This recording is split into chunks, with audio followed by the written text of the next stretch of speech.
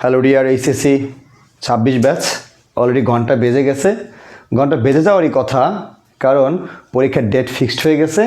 7ই June থেকে শুরু পরীক্ষা।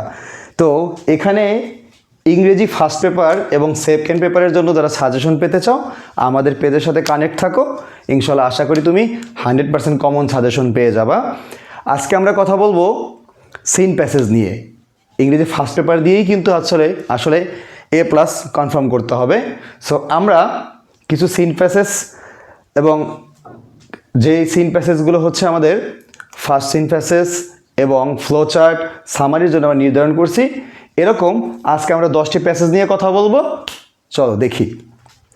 1 নম্বরে the famous Greek philosopher, unit 8। 2 নম্বরে on of the source of water, unit 12। 3 নম্বরে এডুকেশন, সিভিক এঙ্গেজমেন্ট এবং আর্টিফিশিয়াল ইন্টেলিজেন্স। এটা সবাই জানি আমরা, ইউনিট 1-এ খুবই ইম্পর্ট্যান্ট। এরপরে 4 নম্বরে রেখেছি গ্রেটা থানবার্গ, ইউনিট 12। এবং 5 নম্বরে রেখেছি according to the sum meth.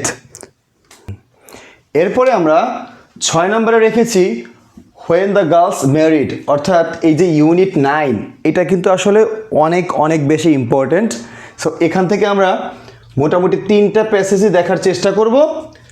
7 নম্বরে ফক মিউজিক, খুবই ইম্পর্ট্যান্ট, এটা প্যারাগ্রাফ আকারেও আসতে পারে, খুবই ইম্পর্ট্যান্ট। এরপর হচ্ছে 8 number the time of adolescence. এটা হচ্ছে এই যে 6 নম্বরে যেটা আমরা রেখেছি ইউনিট 9, এইটারই অংশ। এবং 9 নম্বরে হচ্ছে ড্রিমস আর ফ্যাসিনেটেড, খুবই ইম্পর্ট্যান্ট। 10 নম্বরে হচ্ছে স্পেন্ডিং।